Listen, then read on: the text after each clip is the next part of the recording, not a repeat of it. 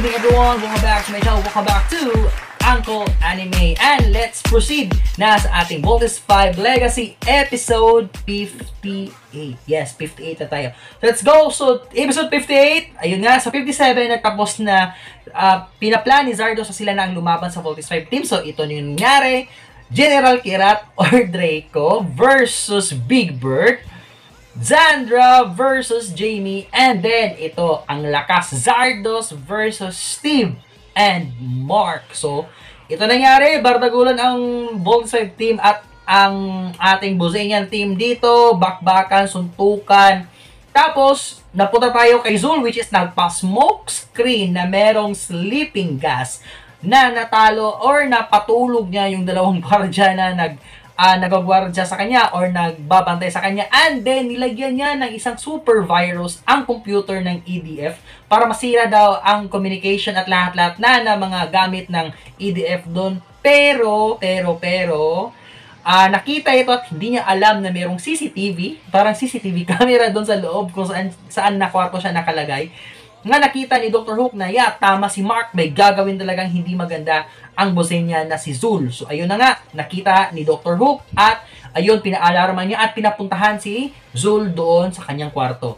And then ayun, nagbardagulan pa rin yung ating Voltes 5 team at ng Buzania, sila Zardo, si Sandra at si Zul naman.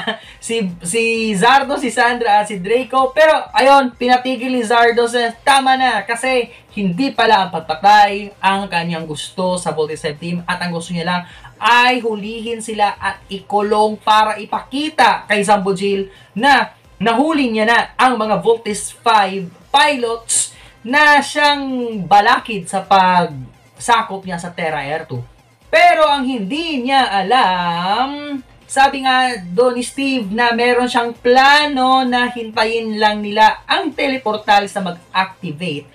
Pero nung nakita na unti-unting umaatras na ang Voltes 5 team, sabi ni Zandra na hindi naman nila makagamit ng teleportalis kasi walang device doon na pwedeng gamitin nila.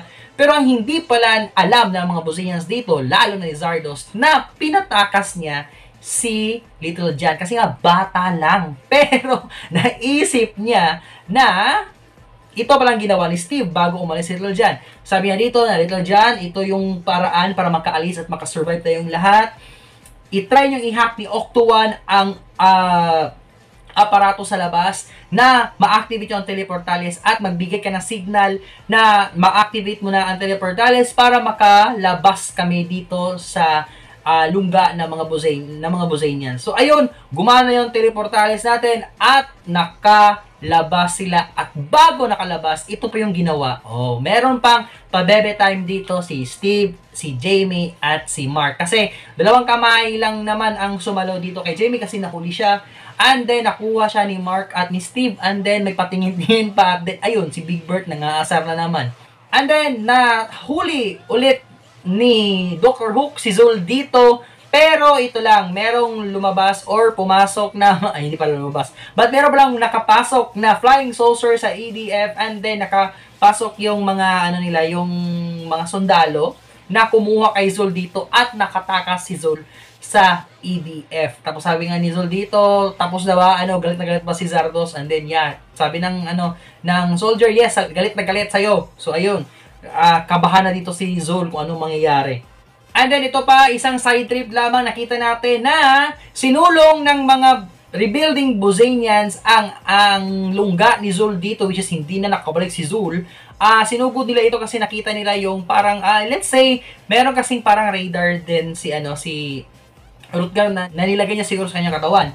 Na nalaman ng mga rebuilding Buzanians na nandun si Rutger, and then sinave nila ito, natalo nila ang mga sundalo sa loob ng lihim na lungga ni Zul, at then nasave nila si Rutger dito.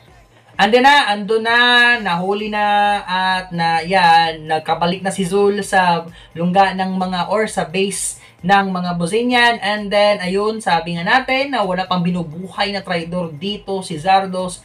And then sabi ni Zardos ito, pumili ka Zul, papatayin kita o mamamatay ka sa sarili mo. And then binigyan siya ng punyal na sana dito niya itutusok sa kanyang lieg or gigilitan niya ang lieg niya. Pero ang ginawa niya is tinangka niya pang patayin dito si Zardos na nakatalikod, pero wala nagawa si Zul. Sa galing dito ni Zardos, nahuli niya at napatay ni Zardos si Zul. At yun ang katapusan ni Zul sa Buzanian o sa Voltes 5 Legacy natin. At wala na nga si Zul dito, wala na tayong Zulfi, patay na siya. Okay, so wala na talaga si Zul dito. Pero yun naman talaga ang nangyari din sa anime, which is nawala din si Zul pero sa ibang paraan lang din. Okay, hindi sa ganitong paraan. Bago nagtapos ang ating episode na to, is si Eva, ito nga, meron pang padiskarte kay Steve. At after that diskarte about Steve is merong nangyari na dumating na nga si Oslak sa planet Earth or sa Terra Earth at may dala pa mga meteors na pinasabog niya sa CBF. Pero mabuti lahat merong shield ang ating CBF at hindi masyadong nasaktan. Pero ayun na nga, nagpakilala pa si Oslak sa CBF at sa Voltes 5 team. At doon nagtapos ang ating episode 58 natin. So ayun, so that's the episode 58. Short lamang pero yeah, marami nangyari at ang pinaka-main dito is talagang si Zul ay wala na. Okay? Patay na si Zul, wala tayong magagawa kasi wala na siya. Pero yeah, episode 58, mahaba-haba rin ang life dito ni Zul until episode 58. Pero meron pang natitirang ilang mga episodes at sana panoorin pa natin ang Voltes 5 Legacy sa natitirang 2 linggo. Okay, so that's it for now guys. Thank you so much for watching. Good morning, good noon, good afternoon, good evening, and good night. Jake De La Paz signing off. Uncle Anime signing off. Bye! Let's vote in next time. But for now, let's vote